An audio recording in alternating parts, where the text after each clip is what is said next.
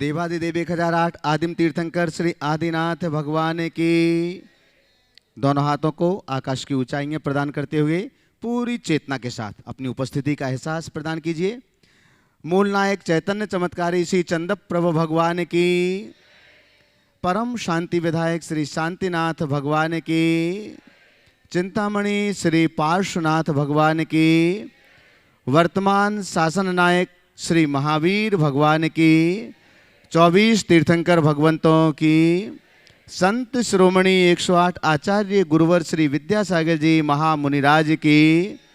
गुणायतन प्रणेता पूज्य मुनिवर श्री प्रमाण सागर जी महाराज की। पूज्य मुनिवर श्री अरह सागर जी महाराज की।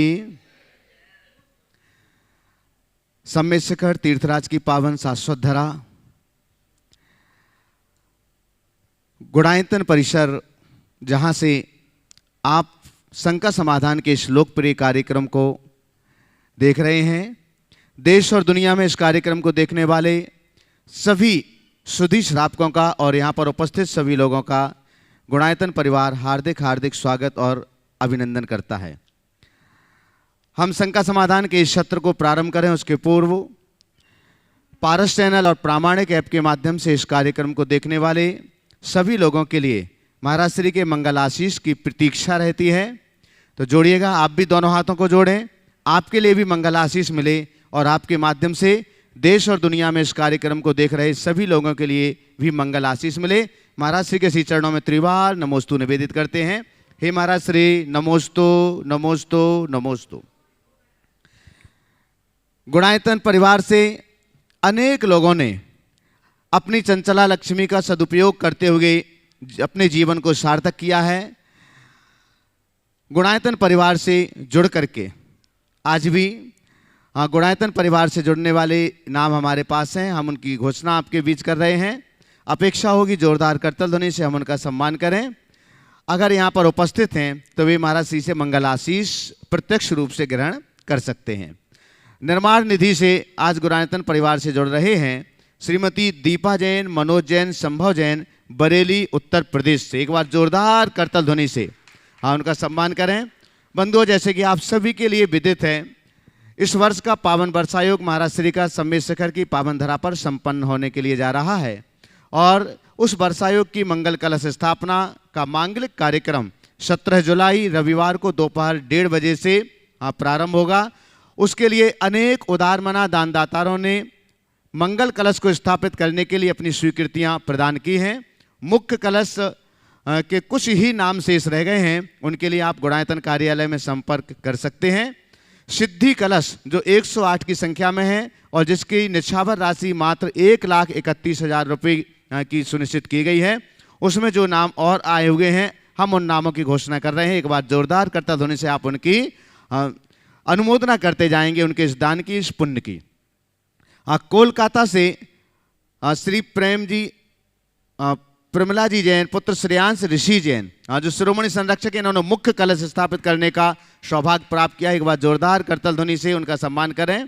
इसके अलावा जो सिद्धि कलश के नाम हैं, स्वर्गीय कमला जैन की पुण्य स्मृति में श्री महावीर प्रसाद जैन, श्रीमती उषा जैन, चिराग जैन, कोटा राजस्थान से। श्री छीतरमल कमलेश जी सांवला परिवार, कोटा राजस्थान से। श्रीमती प्रीति जैन, धर्मपत्नी श्री मोहित जैन, जयपुर राजस्थान से। श्री अनिल कुमार जैन, श्रीमती त्रिशला जैन, बरेली से।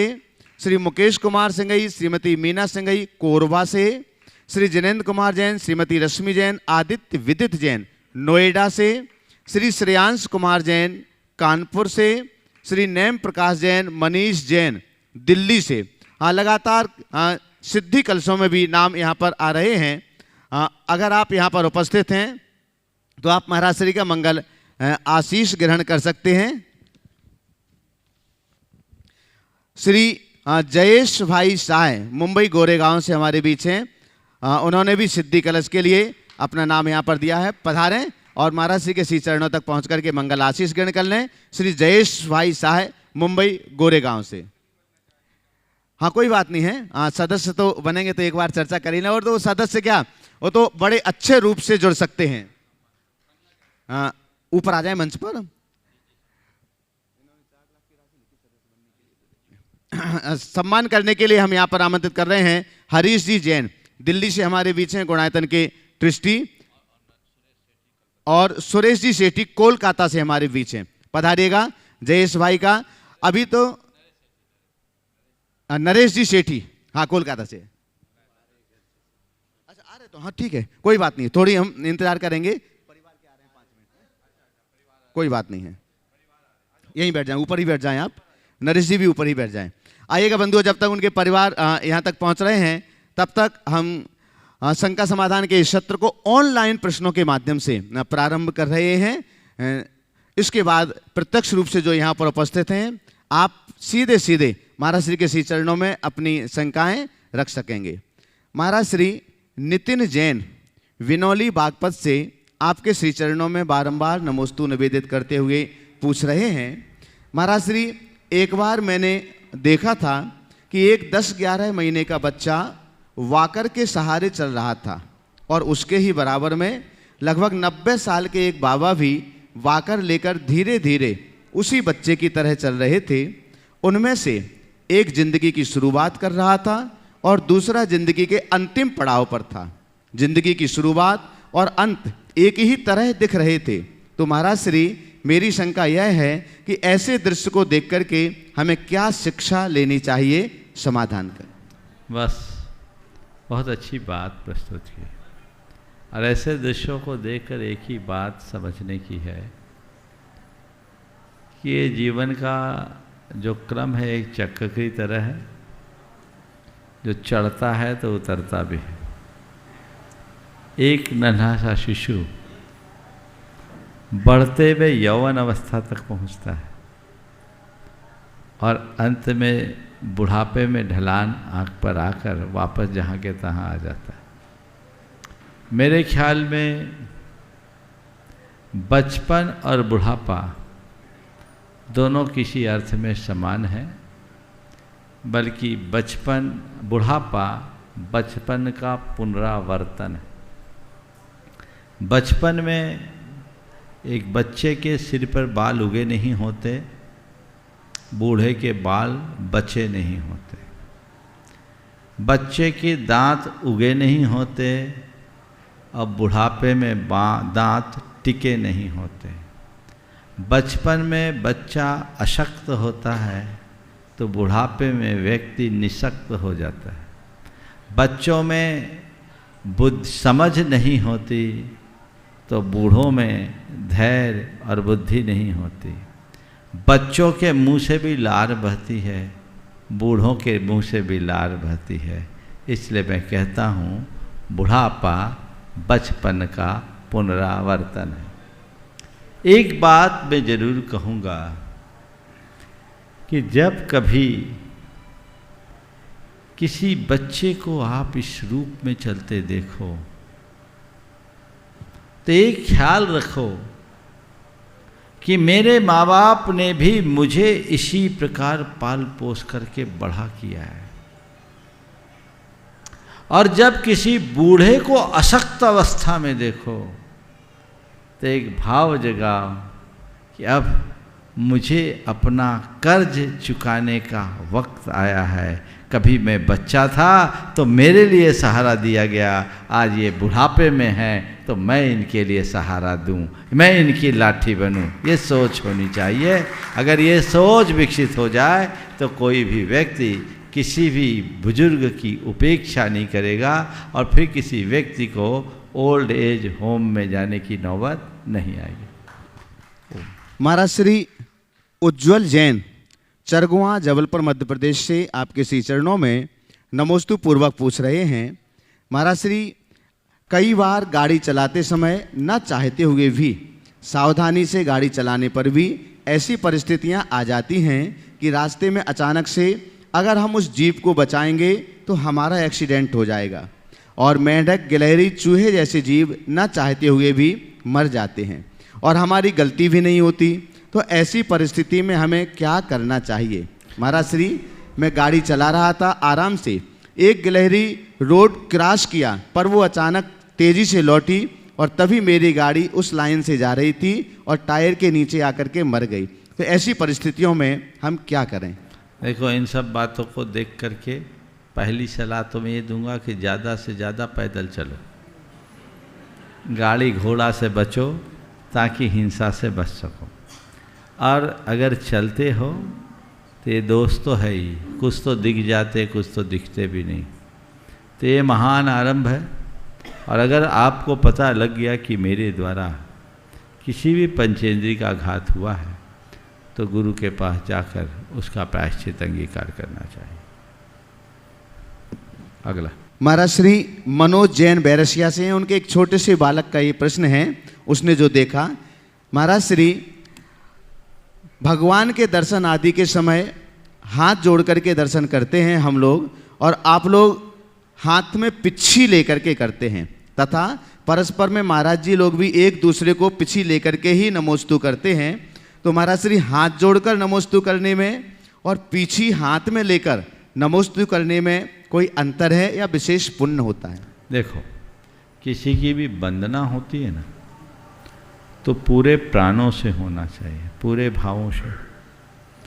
आप जब किसी के लिए नमस्कार करते और हाथ जोड़ते, देखिएगा विशेष बात, एक बात बता रहा हूँ, करबद्ध होकर के नमन करने में पूर्ण समर्पण का भाव झलकता है। और करबद्ध कब? जो पांचों उंगलियां एक दूसरे से जुड़ जाए। अगर कोई ऐसे प्रणाम कर रहा है तो समझना अभी उसके हृदय में समर्पण का पूर्ण भाव है। कोई ऐसे कर रहा है, कोई ऐसे कर रहा है, कोई ऐसे कर रहा है ना? ये जो कर रहा है ये आधे अधूरे मन का द्योतक है। तो आप लोगों को कहा गया हाथ जोड़कर नमन करो, तो पूरे भावों के साथ नमन करो। ये एक व्यवस्था हो गई। आप हाथ जोड़कर पूरे भावों के साथ नमन करते हैं। हम मुनियों के लिए ये पिच्छी हमारी पहचान है, ये मुनित्व का आधार है। इसके बल पर ही हम अपने इस संयम की आराधना करते हैं। तो मुनियों की वंदना मुद्रा में प्रतिलेखन सहित वंदना की बात कही। क्या कहा? प्रतिलेखन। ये हमारा प्राण है। तो अपने पूरे भावों से भरकर जब हम प्रणाम करते हैं तो हमारे लिए वंदना का रूप दिया गया। प्रतिलेखन सहित वंदना करें। इसलिए मुनि महाराज भगवान की, गुरु की या परस्पर की जो वंदना करते हैं वे पिच्छी लेकर ही करते हैं, ऐसा समझना चाहिए। महाराज श्री नवीन जैन सिलचर से पूछ रहे हैं, नमोस्तु गुरुदेव। गुरुदेव, परिवार में बड़े भाई का कैसा रोल होना चाहिए? बड़े भाई छोटे भाइयों के लिए कुछ भी करे उसे एहसान मानना चाहिए या जिम्मेदारी माननी चाहिए? क्योंकि कुछ लोग ये कहते हैं ये मैंने किया और वो मैंने किया। अगर करते हैं तो यह मैंने किया का शब्द क्यों आ जाता है? महाराज श्री, मेरे मन को समाधित कर। बड़े भाई की भूमिका क्या होनी चाहिए? मैं तो कहता हूँ बड़ा भाई को बड़ा भाई बनना चाहिए और अपनी हर क्रिया और हर प्रवृत्ति में बड़प्पन का परिचय देना चाहिए। और बड़प्पन का मतलब क्या है?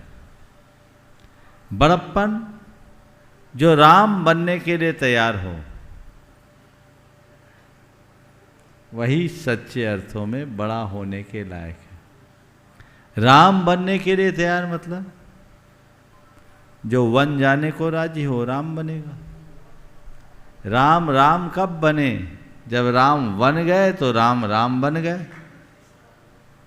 राम घर में ही होते तो अयोध्या के राजा होते हैं।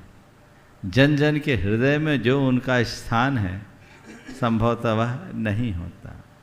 तो राम बनने को तैयार हो, यानी जो त्याग के लिए राजी हो,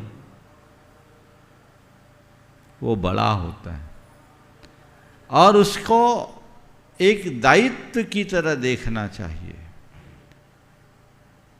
एक जिम्मेदारी की भांति देखना चाहिए। छोटों को इस बात का एहसास होना चाहिए कि मेरे ऊपर बड़ों की कृपा है, पर बड़ों को कभी इसका एहसास दिलाने की कोशिश नहीं करना चाहिए। सदैव उन्हें बड़े होने का एहसास रखते हुए अपने कर्तव्य का आभास होना चाहिए कि बड़े होने के नाते मेरा जो कर्तव्य है वो मैं करूं, ये मेरा फर्ज है, ये मेरा कर्तव्य है, ये मेरा दायित्व है, ये मेरी जिम्मेदारी है कि मैं सबको साथ ले कर के चलूं।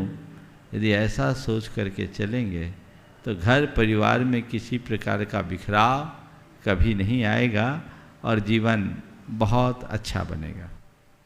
बस एक और ऑनलाइन। हाँ, हमारा श्री CA पवन जैन जयपुर राजस्थान से पूछ रहे हैं, हे महाराज श्री, अग्रवाल जैन श्रावक का कुल कौन सा होता है? सभी पूर्वज पूर्णतः जैन धर्म का पालन करते आए हैं, परंतु शादी विवाह अग्रवाल में ही होते आए हैं। आज की पीढ़ी का कहना है कि कुल का निर्धारण गोत्र से होता है। पूर्वज क्या धर्म मानते, यह गौण है। कृपया मार्गदर्शन दें कि इस पीढ़ी को कैसे समझाएं। देखिए, अग्रवाल जाति है। हमारे जैन समाज में 84 जातियां रही, जिनमें आज बहुत आए तो लुप्त हो गई।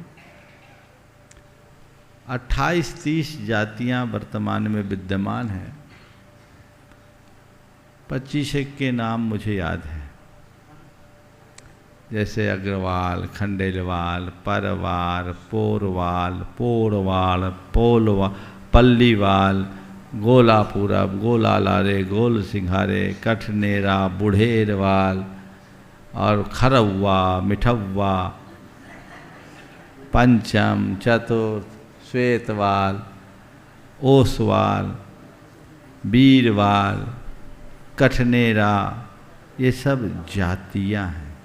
और भी है, मैंने एक दिन हिसाब लगाया था तो 28 को तो मैंने नोट कर लिया था। अग्रवाल से लेकर जैन जातियां, समझ गए। दिगंबर और श्वेतांबर समाज में जो जैनों की जातियां हैं, 84 जातियां थी। एक ग्रंथ है जाति भास्कर, उसमें सभी जातियों का इतिहास है, मैंने उसे पढ़ा, जाति भास्कर। तो ये हमारे यहाँ इतनी जातियां थी और सभी जाति के लोग जैन धर्म का पालन करते थे। आपने अग्रवाल जाति के संदर्भ में पूछा है, तो अग्रवाल जाति जैन समाज की अग्रणी जाति रही और इनका जैन धर्म के विकास में बहुत बड़ा योगदान रहा है। अग्रवालों ने अनेक जिन मंदिर बनाए और अग्रवालों ने अनेक ग्रंथों की रचना भी की। आप सबको शायद मालूम नहीं होगा, अभी आप सब सिद्धचक्र विधान कर रहे हैं। कवि संतलाल की जो सिद्धचक्र विधान की रचना है वो भी अग्रवाल जैन। वृंदावन, भूधरदास आदि ये भी अग्रवाल जैन थे।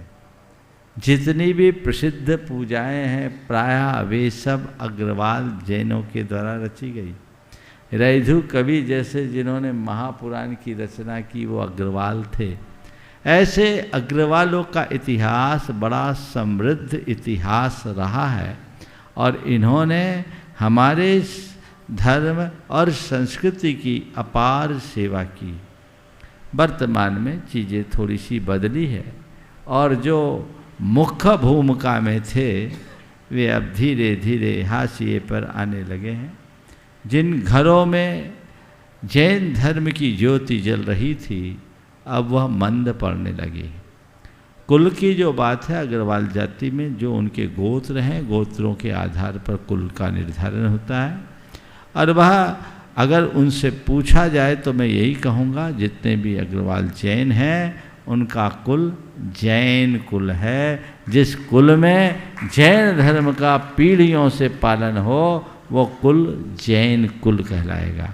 तो उन्हें जैन कुलीन मानकर अपने जीवन में जैनत्व को प्रतिष्ठापित करना चाहिए और अपने पुराने गौरव को याद कर उन्हें पुनर्प्रतिष्ठित करने का प्रयत्न करना चाहिए। हम यहाँ पर आमंत्रित कर रहे हैं आज हमारे बीच श्रीमती रूपा जी शाह, जयेश साई, जयेश भाई साहब मुंबई से हैं, अनन्य गुरुचरणों के भक्त हैं और आज वो यहाँ पर हैं और गुणायतन परिवार से आज जुड़ रहे हैं। पहले तो उन्होंने सिद्धि कलश तो लिया ही है, लेकिन एक बड़ी घोषणा हम आपके बीच कर रहे हैं।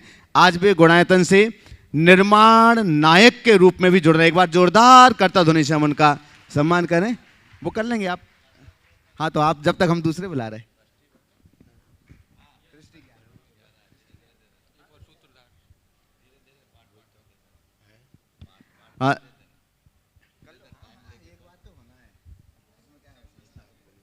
हाँ, हम यहाँ पर बहुत सुंदर, चलिए एक बार जोरदार जोरदार करता ध्वनि से सम्मान करिएगा।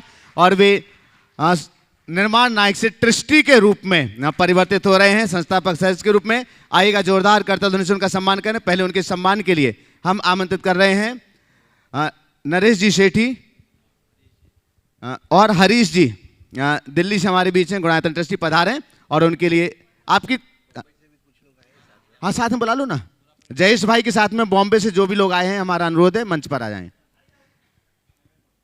मेमेंटो देना, मेमेंटो दीजिएगा। आपकी तालियां अनवरत जारी रहना चाहिए, लगातार तालियां बजना चाहिए। चलेगा, हाँ थोड़ा सा आगे आ जाएं। हाँ पूरा आ जाए तो सबको आ जाने दो साथ में, ठीक। अच्छा ठीक ठीक, बहुत बढ़िया। हाँ पहुंचे पूरा परिवार। बंधु, आज श्रीमती रूपा साहे, जयेश भाई साहे गोरेगांव मुंबई से हैं, और वे गुणायतन से ट्रस्टी के रूप में जुड़ रहे हैं, और साथ ही साथ में उन्होंने एक सिद्धि कलश लेने का भी सौभाग्य प्राप्त किया। आपकी तालियां पर्याप्त नहीं हैं, बहुत सुंदर। हाँ चलेगा। इसके साथ ही हम चाहेंगे कि जयेश भाई अपने मन का प्रश्न गुरु चरणों में रखना चाहते हैं। यहीं खड़े हो जाएंगे। हाँ चलिए, अपने मन का प्रश्न भी वो गुरु चरणों में रख रहे हैं। इसके बाद तैयार रहेंगे विदुषी ललिता जी शंभू जी सराबगी, चौरंगी, कोलकाता से। नमोस्तु गुरुवर। गुरुवर, ये प्रश्न सता रहा है। प्रश्न मतलब कमी है कि बार बार प्रयास करने पर भी लोभ में और क्रोध आदि में कमी नहीं आ रही है, तो उसके लिए किस तरह प्रयास किया जाए कि। बहुत अच्छा सवाल किया। ये आपका सवाल नहीं है, सभी का सवाल है। और ये दशा आप गृहस्थों में नहीं, मुनियों में भी है। और मुनियों में ही नहीं, उत्कृष्ट साधक मुनियों के जीवन में भी है। ये एक बड़ा ज्वलंत सवाल है, और ऐसा ही सवाल आचार्य पूज्यपाद से किसी ने किया, तो उन्होंने बहुत अच्छा उत्तर दिया। उनसे सवाल किया गया कि जानन अपि आत्मनस्तत्वम विविक्तम भावयन अपि पूर्व भ्रांति वसात चेतो भूयो भ्रांति में अभिगच्छति। गुरुदेव, एक बात समझ में नहीं आता कि मैं अपने आत्म तत्व के विषय में जानता हूं, निरंतर एकांत में उसकी भावना भी भाता हूं, फिर भी दूसरों के साथ क्यों जुड़ जाता हूं, बाहर क्यों भटक जाता हूं? तो उसका उत्तर उन्होंने दिया, पूर्व भ्रांति वसात चेता भूयो भ्रांति में अवगच्छति। पुराने संस्कार के कारण वो बार बार लुढ़क जाता है। समझ गए? तो यही दशा सबकी है। हमारे पुराने संस्कार जब प्रगाढ़ हो जाते हैं तो चीज़ें हम पर हावी हो जाती, और जब चीज़ें हावी होती है तो फिर हम भटक जाते हैं। तो इसके लिए उपाय क्या है? उन पुराने संस्कारों को मिटाएं और अच्छे संस्कारों को गहराएं। उसके लिए नित्य भावना योग करें। यदि आपको क्रोध से बचना है, मुझे शांत रहना है, मुझे शांत रहना, ये बार बार दोहराएं। अगर आपको लालच से बचना है, मुझे संतुष्ट रहना है, मुझे संतोष रखना है। ये संस्कार जब आपके चेतना में जम जाएंगे तब गुस्सा आएगा, अंदर से आवाज आएगी, मुझे शांत रहना है। लालच आएगा, मुझे संतोष रखना है। तो अभ्यास चाहिए। हो सकता है प्रबल अभ्यास के बाद भी कभी कभार ऐसे संस्कार उभर जाए जो अनचाहे होते अबुद्धिपूर्वक, लेकिन इन अभ्यास के अभाव में तो फिर नाला बना हुआ है, पानी वहीं से बहेगा, अब बह ही रहा है, तो उस धार को बदलनी होगी और उसके लिए अपनी चेतना को जगाना होगा। बस ऐसा ही भाव अपने मन में जगाए। बहुत बहुत आशीर्वाद। आज आप गुणायतन से जुड़ने का भाव जगाए। आप जुड़े हो, अब जुड़ो मत, जुड़ने के साथ साथ जुट जाओ, ताकि आपके जीवन में भी एक गुणायतन का निर्माण हो सके जो जीवन का गुणात्मक परिवर्तन कर सके। हम यहाँ पर आमंत्रित कर रहे हैं जो गुणायतन से सूत्रधार के रूप में जुड़ रहे हैं, विदुषी ललिता जी शंभू सरावगी चौरंगी कोलकाता से हैं। एक बार आ जाएं, मंच पर ही आ जाएं। और आपके सम्मान के लिए हम आमंत्रित कर रहे हैं NL जैन साहब, जयपुर से हमारे बीच हैं, गुणायतन के कोषाध्यक्ष, और सुभाष जी जैन CEO गुणायतन, कृपया पधारें। और आज जो सूत्रधार के रूप में जुड़ रहे हैं उनका सम्मान क्या आपकी जोरदार करतल ध्वनि होना चाहिए बंधुओं। हाँ, जब तक प्रश्न कर लो आप आपके लिए बतला दें, जितने भी करुणा नियोग के आपने जितने भी नक्शे देखे होंगे आपने तैयार किए हैं, कोलकाता में रहती हैं, और हम चौरंगी में परिवेशन किया तो उस समय परिचय हुआ, पूरे वृत्ति लोग लगभग उनका उपयोग करते हैं। चलेगा, हाँ प्रश्न करेंगे जब तक। नमोस्तु महाराज श्री, दोनों महाराज जी के चरण कमलों में बारंबार नमोस्तु। महाराज श्री जब सत्संख्या योग द्वार का स्वाध्याय करते रहे थे तो असंयत गुण स्थान का उत्कृष्ट काल 33 साधिक अंतर्मूर्त कर पूर्व कोटि, तो वहाँ पर यह विवेचन आया कि 33 सागर की आयु में अगर कोई एक समय पहले च्युत होकर के आता है तो अंत में अंतर्मूर्त के पहले सकल संयम को धारण कर और मोक्ष जा सकता है। अगर कोई 33 सागर की आयु पूरी करके आता है तो वर्ष पृथकत्व के पहले उसको संयम धारण करना पड़ता है। यहाँ मेरी ये जिज्ञासा प्रबल हुई है महाराज श्री, ऐसा कौन सा कंप्यूटर है, ऐसा कौन सा लेखा जोखा रखने वाला है जो इस तरह से एक समय का इतना बड़ा लेखा जोखा रख रहा है? ये कैसे प्रक्रिया घटती है महाराज श्री, कैसे क्या होता है, कैसे समझें इसको? ये सुपर कंप्यूटर से भी ऊपर है, आगे समझ में। आज दुनिया ऑटोमाइजेशन की ओर बढ़ रही है। हमारी जो कर्म फिलॉसफी है पूरी तरह इसी सिस्टम के साथ जुड़ी हुई, और एक एक समय का प्रभाव है जो शास्त्रों में लिखा है। हम शास्त्रों की बातों को केवल शास्त्रों की बातों के रूप में तो अक्सर पढ़ लेते हैं, लेकिन यदि उन बातों को थोड़ी गंभीरता से विचारे तो उसमें छिपे हुए जीवन दर्शन का बड़ा गहरा बोध हो सकता है।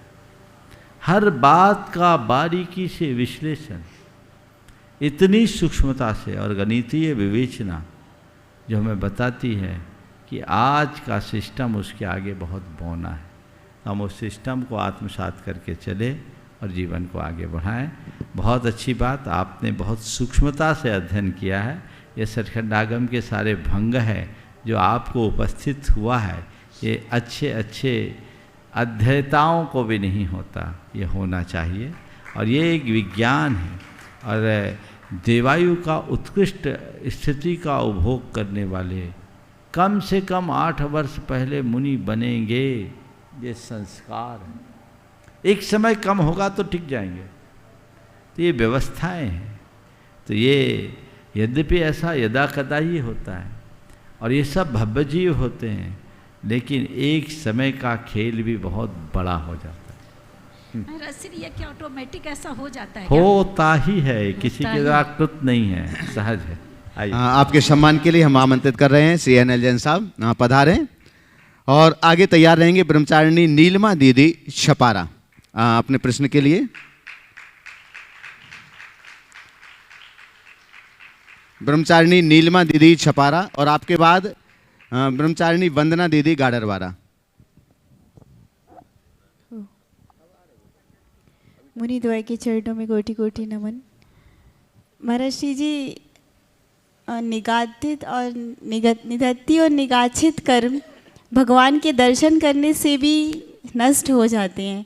तो प्रश्न ये आता है कि वो ऐसी कैसी आस्था होती होगी और ऐसा कैसा दर्शन होता है कि जिसमें इतने कठोर कर्मों को भी नष्ट किया जा सकता है? देखिए, पहले तो मैं एक बात कहना चाहूँगा कि हमें अपनी धारणा में थोड़ा बदलाव लाना चाहिए। हम लोगों की एक धारणा है कि निधत्ती या निकाचित रूप में कोई कर्म विशेष है। ऐसा नहीं है। 8 कर्मों में कोई कर्म ऐसा नहीं है जिसे हम निधत्ती या निकाचित कर्म के रूप में गिन सकें। तो महाराज, ये निधत्ती निकाचित की चर्चा आती है, वो क्या आती है? ये निधत्ती निकाचित की चर्चा आती है, वो क्या आती है? तो कहते हैं ये निधत्ती निकाचित एक करण है जो 8 कर्मों में पाया जाता है।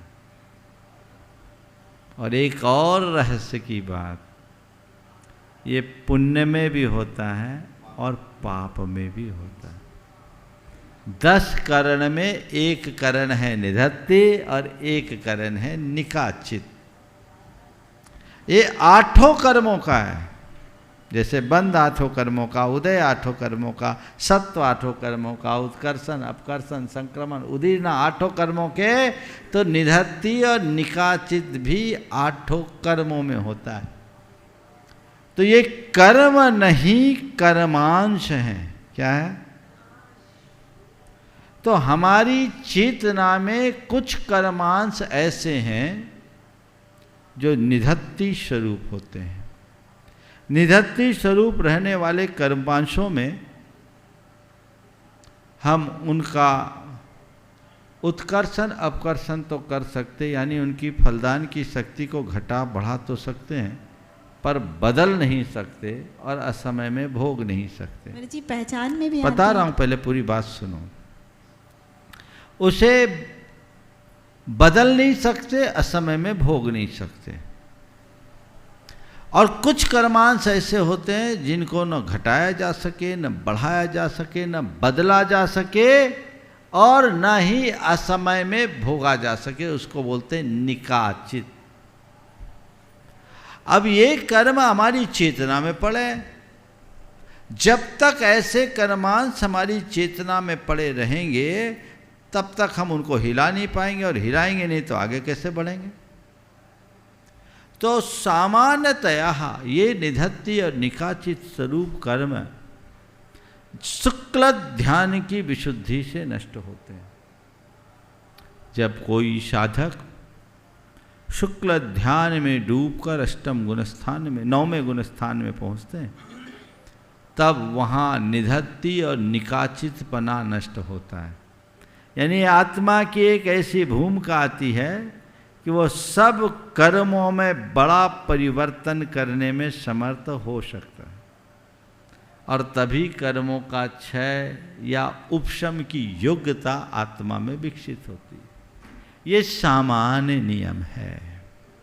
लेकिन जिनेंद्र भगवान की भक्ति के परिणाम स्वरूप उस निधत्ती निकाचित कर्मांशों में से कुछ अंश नष्ट हो जाते हैं। इसलिए आचार्य वीर सेन महाराज ने लिखा, जिन बिंब दंसनेन निधत्ती निगाजिदस्सवि मिच्छत्तादि कम कलावस्स खय दंसनातो। जिन बिंब के दर्शन से निधत्ती निकाचित स्वरूप मिथ्यात्वादी कर्म कलाप का क्षय देखा जाता है। तो कुछ का ये विशुद्धि का प्रतिफलन है। अर्थात जब हृदय में भगवान की सच्ची भक्ति प्रकट होती है तो हमारे चेतना में जमे हुए कर्मों में हलचल मच जाती है, और उस हलचल के परिणाम स्वरूप कर्म झड़ने को बाध्य होते हैं, और उनमें वे भी लपेटे में आ जाते हैं जिन्हें हिलाना सहज रूप से संभव नहीं होता। ऐसा समझना चाहिए। अब पहचान का सवाल है, तो इसका कोई पहचान नहीं। निधत्ती निकाचित, प्राय लोग तीव्र कर्मोदय को निधत्ती निकाचित से जोड़ लेते, ये गलत है। निधत्ति निकाचित कर्मांश में कोई जरूरी नहीं कि उनका अनुभाग उत्कृष्ट ही हो, वो तो जिस रूप में पड़े पड़े। देखिए, आप लोग बैंक में अपना पैसा रखते हो, एफडीज करते हो, जो एफडी होती है उसको एक टाइम लिमिट तक रखना पड़ता है, उसके पहले विड्रॉ नहीं करते हैं, है ना। कुछ कंडीशंस में उसको विड्रॉ भी किया जा सकता है तो इंटरेस्ट उसमें कम होता है। लेकिन बॉन्ड को, आपने कोई बॉन्ड लिया हो तो समय से पहले भुना सकते, क्यों जैन साहब? कोई बॉन्ड हो तो टाइम पे ही होगा ना। तो ये जो कर्मांश है बॉन्ड है, हिलेंगे नहीं, जब इनका टाइम आएगा तभी मैच्योर होंगे। पर ये सोचना ये पाप कर्म है, ये पुण्य कर्म है, ये तीव्र कर्म है, कैसा निधत्ति निकाचित कर्म आ गया, ये बोल चाल की भाषा है। कर्म सिद्धांत में ऐसी कोई परिभाषा नहीं है। मेरी बात समझ में आ रही? शायद हजम नहीं हो रही होगी, नहीं हो रही, क्योंकि ऐसा कभी आपको किसी ने बताया ही नहीं होगा। लेकिन मैंने कर्म सिद्धांत का सूक्ष्मता से अध्ययन किया। कोई बता दे कि ऐसा कोई कर्म है पाप के ही रूप में। निधत्ति निकाचित का ये अर्थ थोड़ी है कि तीव्रोदयी होगा, फिर तो हम ये मान ले कि निधत्ति और निकाचित कर्म का अनुभाग उत्कृष्ट ही होगा। ऐसा कहीं नहीं है। जन धारणा ऐसी बना दी गई है या बन गई है, अरे कुछ हुआ, कैसा निधत्ति निकाचित कर्म आया। तीव्र कर्म बोलो, निधत्ति निकाचित कर्म मत बोलो उसे। निधत्ति निकाचित पना तो तीर्थंकर प्रकृति में भी हो सकता है, किसी भी पुण्य कर्म में भी हो सकता है। 8 कर्म में निधत्ति पना निकाचित पना है। इसलिए आपने बोला उदाहरण, तो जो भी व्यवहार में बातें जोड़ी जाती है वे सब सही नहीं दिखती। समझ गए? निश्चित आज जो मैंने कहा है लोगों को एक नया चिंतन देखने को मिलेगा और लोग चर्चाएं करेंगे और मुझे भी मजा आएगा जब अपनी प्रतिक्रियाएं भेजेंगे। नमस्ते। हाँ, ब्रह्मचारिणी वंदना दीदी गाडरवारा आगे तैयार रहेंगे। नरेश रेखा सेठी कोलकाता ट्रस्टी गुणायतन। दोई मुनि राज के चरणों में कोट सा नमन। मुनि श्री, शारीरिक रोग से तो बचा सकता है, मगर मानसिक और उपाधि रोग से कैसे बचा सकता है? देखिए, शारीरिक रोग से बचा जा सकता है, मानसिक और उपाधि रोग से कैसे बचा जा सकता है? जैसे हम अपने शारीरिक स्वास्थ्य के प्रति जागरूक रहते हैं तो शारीरिक रोगों से बच सकते हैं, वैसे ही अपने मानसिक स्वास्थ्य के प्रति जागरूक हो जाए तो मानसिक रोगों से भी बच जाएंगे। हमारा मन जिनसे खराब हो उनसे बच जाओ, उन निमित्तों से बच जाओ। मन खराब कब होता है? जब किसी की बात लग जाती है। शरीर में रोग तब आता है जब बात लगती है, यानी बात रोग लगता है। और मन खराब तब होता है जब किसी की बात लगती है। यहाँ भी बात ही का रोग है, तो बात रोग खत्म करो। तो बात को पकड़ो मत, बात को इग्नोर करो, इधर से उधर निकालो, बात खत्म। तो मानसिक रोग से बचने का एक मंत्र है, सोच को सकारात्मक बनाइए, सहनशीलता बढ़ाइए, कुछ चीज़ों को स्वीकार कीजिए, कुछ चीज़ों को नज़रअंदाज करना सीख लीजिए। हर पल मन को प्रसन्न रखोगे और आप स्वस्थ रख सकोगे। और हमेशा बने रहना चाहते हो, रोज भावना योग कीजिए। नरेश रेखा जी सेठी कोलकाता से ट्रस्टी गुणायतन।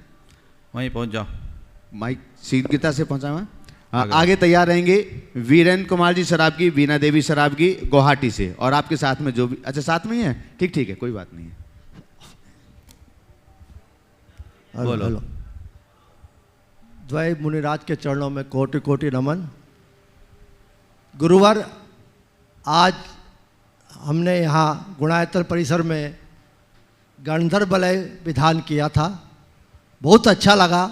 और आपका सानिध्य पाके तो उसमें 4 चांद लग गए। आपके द्वारा जो मंत्रोच्चार किया गया था उससे हमारा रोम पुलकित हो गया। मैं तो यहाँ उपस्थित सभी सदस्यगण और जो भी टीवी के माध्यम से देख रहे हैं उन सभी से मेरा ये अनुरोध रहेगा कि आप जब भी समय सिक्कर जी आए तो एक बार गुणायतन परिसर में जरूर से गणधर बलय विधान जरूर करें। मेरी एक जिज्ञासा थी कि गणधर बलय विधान के पश्चात आपने पुण्यावाचक जो करवाया था उसका अभिप्राय क्या है, पहला। दूसरा, रेखा जी ये पूछना चाहती है कि आपने अभी शुरुआत में बोले थे कि 36 बार नमोकार मंत्र पढ़िए, 9 बार, 21 बार, 35 बार तो सुना है, 36 बार का क्या एक जिज्ञासा है, उसके समाधान चाहते हैं। बहुत सुंदर। देखिए, गणधर वलय विधान बहुत ही महिमापूर्ण विधान है। मैंने अनेक बार इसके महात्म पर प्रकाश डाला। इसकी महिमा का अंदाज आप केवल इस बात से लगा सकते हैं कि हम मुनियों के पाक्षिक प्रतिक्रमण की शुद्धि में हम गणधर वलय का पाठ करते हैं।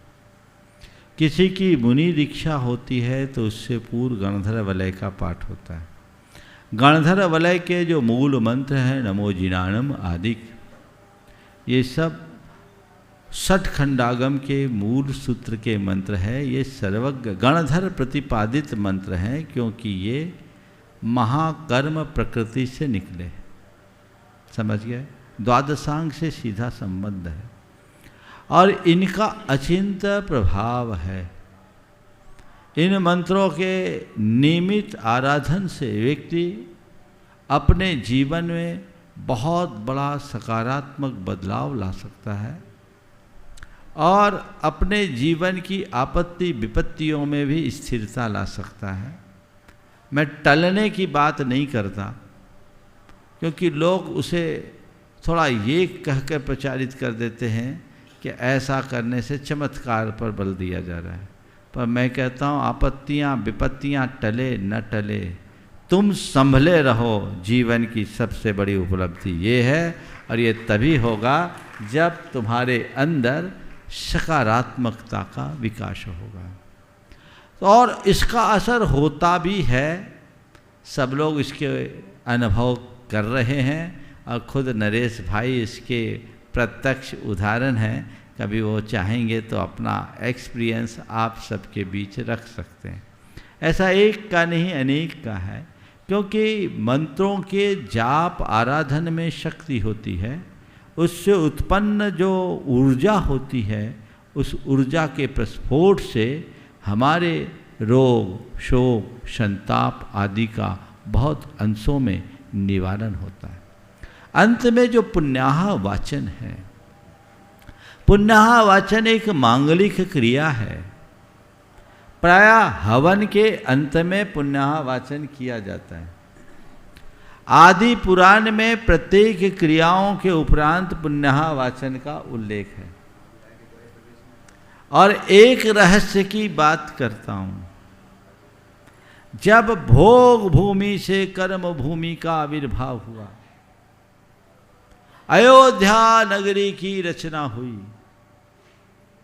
नाभि राय और मरे देवी जब अयोध्या नगरी में प्रवेश कर रहे थे तो देवता लोग पुण्याह वाचन कर रहे थे। पुण्याह वाचन एक प्रकार का मांगलिक आशीर्वाद है। लोक मंगल की प्रबल कामना है। जीवन की सुख शांति समृद्धि की बड़ी प्रबल भावना है। इसलिए पुण्याह का वाचन हर अच्छे कार्य में करना चाहिए। और हम उसमें पंचपरमेष्ठियों का ही तो स्मरण करते हैं, भूत भविष्य वर्तमान तीर्थंकरों का स्मरण करते हैं, गणधरों का स्मरण करते हैं और उनसे रिद्धिधारी मुनिराजों का स्मरण करते हैं, जिनके स्मृति के फल स्वरूप हम अपने जीवन का पथ प्रशस्त करें। तो इसलिए पुण्याह वाचन मंगल विधान आदि धार्मिक क्रियाओं के बाद करते रहना चाहिए, जो हमारे जीवन के लिए ज़्यादा उपयोगी हो। और 36 बार ही क्यों करते हैं? हम लोग दिन भर में बहुतों से 36 का संबंध बना लेते हैं। वो 36 का जो संबंध बना उसे मिटाने के लिए 36 बार नमोकार जपते हैं। ये दिन भर के प्रायश्चित हैं। समझ गए? समझ गए ना? 36 बार नमोकार जपने में 108 उच्छ्वास होता है, एक बार जपने में 3 उच्छ्वास होता है। वो 108 उच्छ्वास का कायोत्सर्ग है, उतनी देर का कायोत्सर्ग। तो आप लोग कायोत्सर्ग का उतना अभ्यास नहीं, तो कहा जाता है 36 बार नमोकार मंत्र पढ़ लो, 4 कायोत्सर्ग है। गुरुदेव, वो जो गंधर्व बलय विधान में जो मंत्राक्षर है वो घर में भी पढ़ सकते हैं क्या? अगर घर में उतनी पवित्रता है, शुद्धि है, तो पढ़ सकते हैं। धन्यवाद। चलिए, ब्रह्मचारिणी सुशीमा दीदी सागर, आपके बाद तैयार रहेंगे अर्चना रमेश कुमार लालावत उदयपुर। थोड़ा शीघ्रता करें माइक। पूज्य 108 श्री प्रमाण सागर जी के चरणों में सत सत नमन। महाराज सागर महाराज जी के चरणों में सत सत नमन, सभी के लिए वंदना। महाराज श्री, मेरा एक प्रश्न है कि पंचास्तिका में एक गाथा आई है, अरहंत सिद्ध साहुषो भक्ति धम्मम्मी जाय खलु चेठा अनुगमनम प्य गुणम प्रशस्त रागुति उच्चंती। इसमें अनुगमन शब्द को गुरु के साथ क्यों जोड़ा है, अन्य परमेष्टियों के साथ में क्यों नहीं जोड़ा, इसका क्या मतलब? देखिए, अन्य परमेष्टियों के प्रति राग और भक्ति होती है, पर गुरु के प्रति अनुराग होता है। हम गुरु के पीछे चलते, बाकी भगवान को तो हमने फिक्स बना रखा है। इसलिए गुरुओं का अनुगमन 2 अर्थों में, एक उनके साथ रहना और दूसरा उनका अनुयायी बनना। यह सब अनुराग का द्योतक है, इसलिए वहाँ अनुगमन शब्द का। महाराज श्री, गुरु की आज्ञा का पालन कैसे करें घर में? गुरु की आज्ञा का पालन जैसा वो कहे वैसा कर लो। घर में रहने के घर में रह लो। नहीं, घर में रहते हैं इसलिए। अर्चना रमेश कुमार जी लालावत उदयपुर, और 2 में से एक ही प्रश्न पूछेंगे चूंकि आज समय ज़्यादा नहीं है। आगे तैयार रहेंगे आश्रय जैन उज्जैन, और जिनके नाम ले रहे हैं थोड़ा पहले खड़े हो जाएं ताकि माइक पहले पहुंच जाए। गुरुदेव द्वय के चरणों में बारंबार नमस्तु। गुरुदेव, अभी हमारे देश में धार्मिक असहिष्णुता के कारण जितना जान और माल का नुकसान हो रहा है, उतना प्राकृतिक आपदाओं से भी नहीं हो रहा है। तो गुरुजी, आपका क्या संदेश है देशवासियों के लिए, सरकार के लिए और राजनेताओं के लिए कि देश में धार्मिक सहिष्णुता कायम हो और धर्म के नाम पर जो सांप्रदायिक दंगे हो रहे हैं वो नहीं हो? देखिए, मैं तो एक ही बात कहता हूँ, धर्म को लोग धारे तो कभी ऐसा नहीं हो, और धर्म के नाम पर जब धर्मोन्माद या धर्मांधता आती है तो इस तरह की स्थितियाँ बनती। मैं चाहूँगा इस समय सभी धर्म के जितने भी बड़े आचार्य है, धर्माचार्य है, जिनके हाथ में धर्म की कमान है, वे सब अपने अनुयायियों को प्रेरणा दे और उनसे कहे कि तुम धर्म को धारो, धर्म के नाम पर लड़ो मत। धर्म लड़ना नहीं सिखाता, धर्म से तो सारी लड़ाई मिटती है। अपने अंदर ठहरने का प्रयास करना चाहिए, और ये प्रयास जब हम करेंगे तभी जीवन का सही पथ प्रशस्त होगा। आश्रय जैन उज्जैन, इसके बाद तैयार रहेंगे अल्पना नाहर गाडरवारा।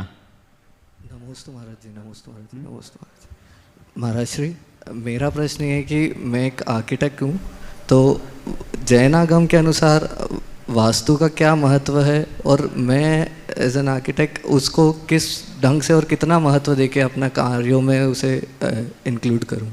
देखिए, वास्तु का जैन आगम में उतना ही महत्व है जितना कि अपने जीवन में ज्योतिष आयुर्वेद का महत्व है।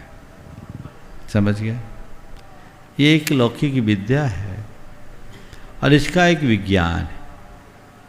उस विज्ञान के अनुरूप यथासंभव हमें वास्तु का समावेश करना चाहिए, पर वास्तु का हवा नहीं बनाना चाहिए।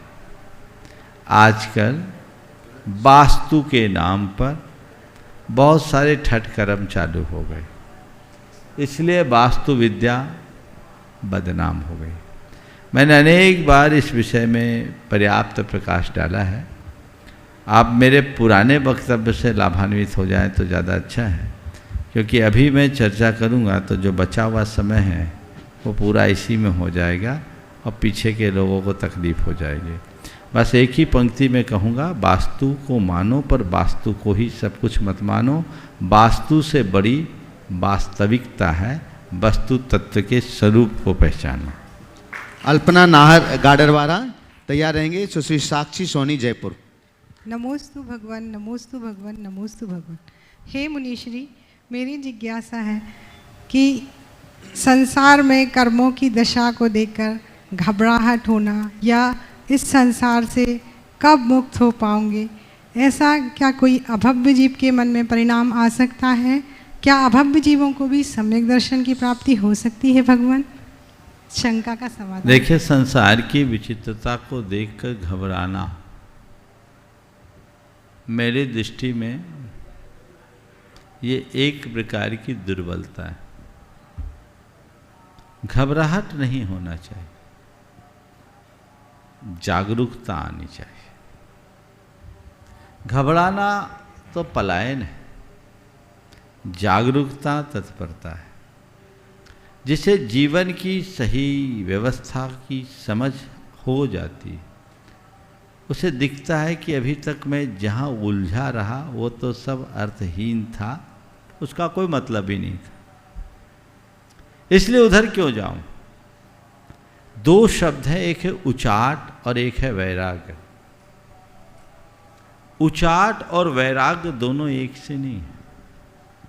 किसी व्यक्ति या वस्तु से मन का उकता जाना उचाट है, पर किसी व्यक्ति या वस्तु को व्यर्थ समझकर उधर से दृष्टि ही हट जाना वैराग्य है।